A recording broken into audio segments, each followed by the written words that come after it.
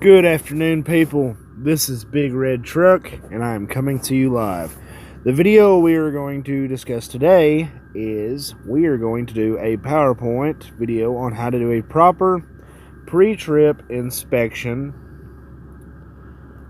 on a common truck. All right, let me load this presentation up real quick. There we go, and video.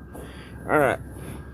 So the first thing we're going to talk about today is doing a pre-trip inspection. As you can see the T680 in the video or in the picture right there, that was actually my truck before I decided before Trans Am put their logos and everything on it. So we're going to talk about doing a pre-trip inspection, and I got a little story to tell y'all at the end. So be sure to stay tuned. All right. Let's start with the front of the cab. Alright, first thing you want to start out with is your marker lights up top. In other words, your clearance lights. They're usually amber in color. Make sure they are properly working, proper color, they're not broken or cracked.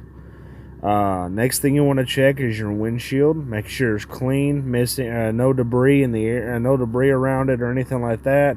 Not broken or cracked, and anything obstructing your vision and line of sight driving the vehicle.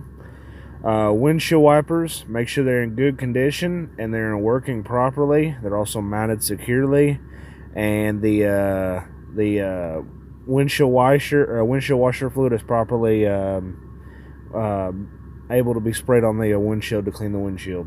Next thing you want to talk about is the hood. Make sure it's not broken, in good working condition, and is securely locked by the straps on the side of the hood. Usually they're just a pop up and down type mounting bracket over there, but it all just really depends on the truck. Sometimes they are located on the side of the tractor, right above the step deck over there on the side of the tractor. Sometimes they are located inside the hood. It all just depends on where they are located on the vehicle. Grill must be present, stably mounted. It's not flopping around going down the highway. There's no, any missing billets or anything. By billets, as you can tell in the picture in this video, you see like the grates looking things on the front of this Freightliner FLD. Make sure they are all properly present and everything. Make sure it's not broken, in good condition, and it's clean, free of debris. The reason why you want it clean and free of debris, you want a maximum amount of airflow to go into your radiator behind the hood. That way your truck's not constantly overheating.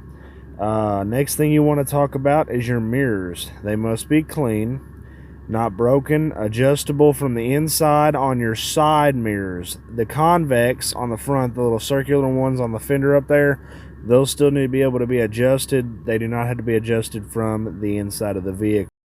Actually, a lot of semis do not have adjustable convex mirrors by a button on the inside. Mirror brackets must be well mounted to the door or to the side of the tractor in general, and the fenders for the convex as well. They don't need to be possibly coming off going down the highway. Another thing that is not listed on here, if you have CB antennas, make sure they are properly secured. You should be able, like you see the brackets on the side of the CB antennas right above the side of the cab. You see the CB antennas going up. You should be able to grab them CB antennas and take them with your hand and try to shake them back and forth, and they shouldn't move. All right, headlights. Make sure your headlights are all working. They are free of debris. They are not damaged, cracked, or broken, or missing. Same as turn signals and fog lights if equipped. Anything on the exterior of the cab needs to be present if it was equipped. Like on this Freightliner FLD, see how it has a bug shield. It does not need to be cracked or broken. It needs to be present and mounted securely. Same as the air horns, secured on top of the cab. They need to be properly secured and mounted, and they need to be properly. We'll go into that a little later. Other things, your bumpers. Make sure your bumper is properly secured and mounted. It is not ditched, and it is free of debris. That does not include a bull bar or a ranch hand on the front of the truck. But that'll do it for the front of the cab. Next, side of cab. Also on a Freightliner. I think this is an older Cascadia. I'm not positive. It looks like an older Cascadia. You need to check your mirror brackets, your side hinges, which is the hinges on the front of the door. The way your door can pivot freely. Sometimes they're on the inside of the door. Sometimes, like on this truck, they're on the outside of the door. Door latch. Make sure it's properly secured. It's not missing and it works properly. You want to be able to open and close that door freely without any damage or obstruction in the area. Windows. Make sure they are in place. They are not cracked or damaged. They are free of debris. And most of the time, some states do not allow tint on commercial vehicles. So I would recommend never tinting a commercial vehicle window. But if it is, make sure the tint does not obstruct your vision at nighttime. Your side compartment over there, make sure it is properly secured. It's being held good by the hinges. It's secure. It latches properly. The latch secures properly. And all noted emergency equipment is located inside. Sometimes your fire extinguisher is located inside the cab. Sometimes it is located in the side compartment. If it is located in the side compartment, it needs to be mounted securely. It needs to be up to date, and it needs to hold the appropriate charge. All right, and it needs to be free of any debris where you can easily access it, along with your triangles. Triangles need to be in the appropriate case and everything if you have a case for them. Triangles need to be fully functioning, no reflective tape or anything missing off of them, just in case if you ever need them. Fuel cap needs to be properly secured, not damaged and not missing. Your chicken lights on the side of the truck, otherwise known as marker lights, turn signals, four-way flashers. They need to be properly secured in the proper color of amber, and they need to be working. And let me put it this: every chicken light on your truck should work. If you have put multiple chicken lights on your truck, or your truck is equipped with a lot of chicken lights, they all need to work. Not just one. One being out could result in a DOT violation, which would cost you time and money. Just to let you guys know that. A lot of these bull racks and everything, these cattle haulers, they have a lot of chicken lights on their truck. And have you noticed, a lot of them have a lot of lights out. They don't really get, for some reason, I don't know how they get away with it, but most of the time, if you have a chicken light out on that truck, it is a DOT violation and results in fine. Next thing you need to go along with is your fuel tank. Make sure it is properly secured, mounted, not leaking or damaged. It is free of any type of debris on, like the catwalk, the steps on the side of the truck. They need to be free of debris. Your tank straps need to be properly secured, not bent, dent, or damaged. Just so your fuel tank is properly secured. It does not come off going down the road. Like your handrails, this is not listed on here, but your handrails on the side of the truck need to be properly secured and mounted. Your wheels need to be properly secured. Lug nuts, no rush trails, no shiny or missing threads, and the rim needs to be free of any type of obstruction, not damaged, no illegal welds. And your front tires, your steers, need to be above 4/30 seconds tread. Just to let y'all know that. And yeah, going back to what I said before on the front of cab, remember how I was talking about the straps to hold the hood down? See, on this truck, it is on the side of the hood, on the front part of the fender up there. You can see it right there, right between the line that says door hinges and door latches. That is where the hood latch is located on this older Freightliner. So, going on.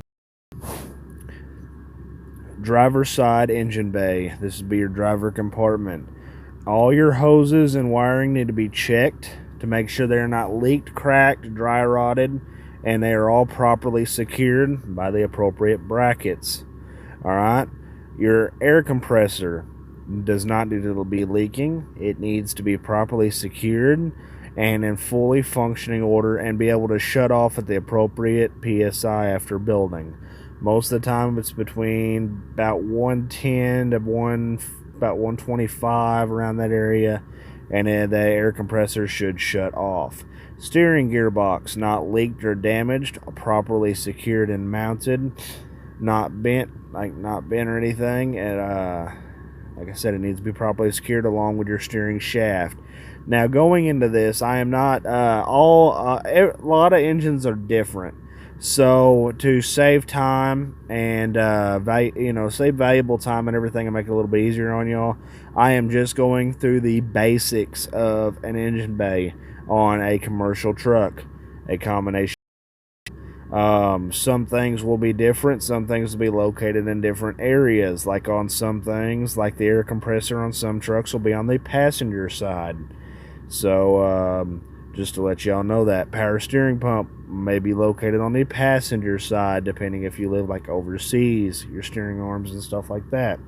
But next, we're going to go into your pitman arm. Make sure it's properly secured by all bolts. It is not missing. It is not damaged or bent. Power steering pump. This one is located behind the frame.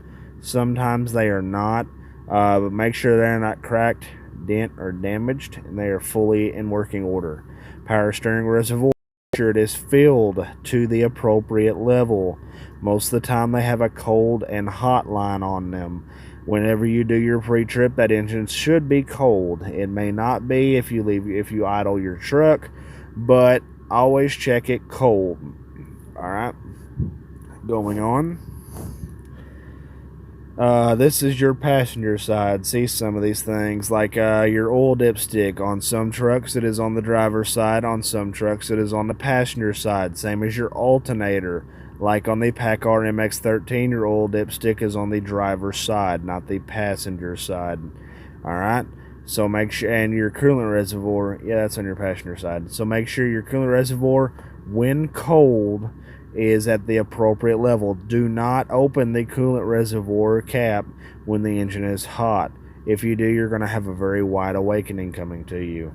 Exhaust system. Make sure there's no holes in the exhaust. Make sure it is properly mounted and secured. Make sure it is not wiggling or anything like that. That goes into the secured part, is not leaking.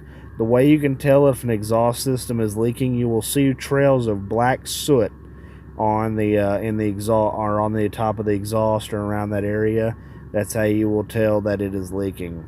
Like I said, check your oil level. Like I said, these are the things you do not need to do when the truck is running, because you will not get an accurate oil level, and sometimes oil will actually come out in that dipstick tube, depending on certain circumstances. So always turn the vehicle off when you are doing a pre-trip inspection, just to let y'all know that. But check your oil level. Make sure it is at a proper level. Water pump. Make sure it is not leaking, damaged, and is in fully working order. Alternator. Make sure it is working. Now it's hard to tell if it's working, so usually just see if it's mounted securely and everything like that. If your battery is keeping a charge, then you know your alternator is working. While you're over here, check the front of your frame. Check all the nuts and bolts are present. There's no rust or anything on the frame, no rust holes. Everything is where it needs to, where everything looks where it needs to be. Rear of truck. We need to check your lights, your pintle hook, if your truck is equipped with a pintle hook. Make sure it is properly secured. Make sure all lights are properly secured, they are present, and they are working. Your backup light needs to be working. All four-way turn signals need to be working. Brake lights, any type of things. Mud flaps, splash guards, if present. Which most trucks are equipped with mud flaps on the back. Actually, I think it's mandatory now. So make sure they are properly secured and mounted. They are not hanging, and I think it's 4 inches from the ground. They need to be at least 4 inches from the ground. On the back part of the cab, your exhaust. Sometimes a truck like on this 2020 MX, or this 2020 T680, the exhaust is run under the cab. On this specific truck, this Freightliner, and I think this is actually another FLD, I'm not positive. It may be an older Cascadia, I don't know. but the exhaust system is run out the back of the truck and up toward the top of the cab. So make sure it is properly secured. Like I said, there's no soot trails. Make sure it is not leaking. It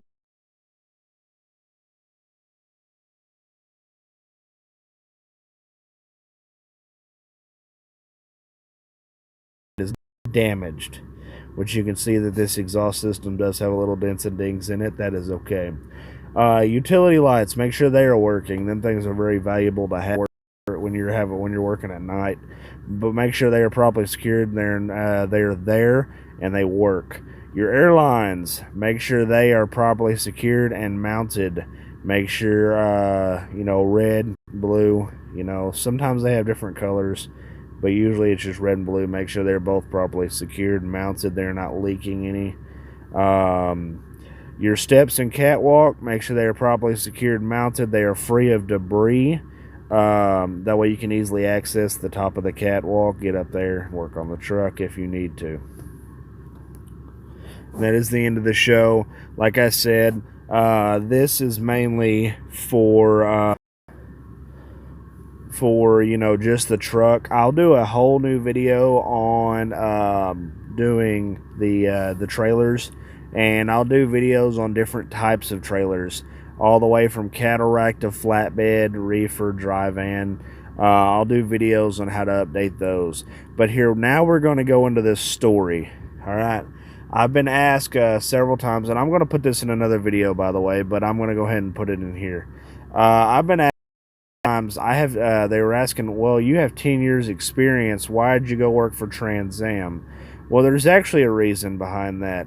I had trouble getting verification. What happened is I worked for a farmer for years. I ran a cattle rack for a farmer, and that farmer passed away, not having any next of kin. He never had a son or a daughter or anything like that. His wife passed away several years prior. He was an older man. He's the guy I started with. I just ran with him to make some extra money. So when I started my trucking industry, I did put that I had 10 years experience, but I had problems getting it verified. I actually had to track down several people, and because we didn't have like a for sure account with them or anything, we just dropped cattle off with them and stuff like that.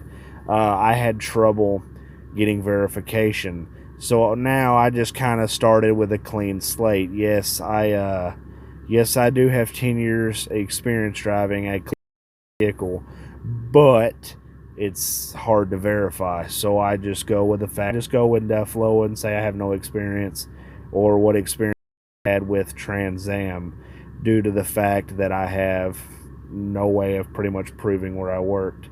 But anyhow, this is Big Red Truck. And like always, keep her sunny side up out there. Be sure to do a proper pre-trip, because I see a lot of trucks out here that do not need to be on the road. So keep her sunny side up out there. And this is Big Red, and I will see you on the flip-flop.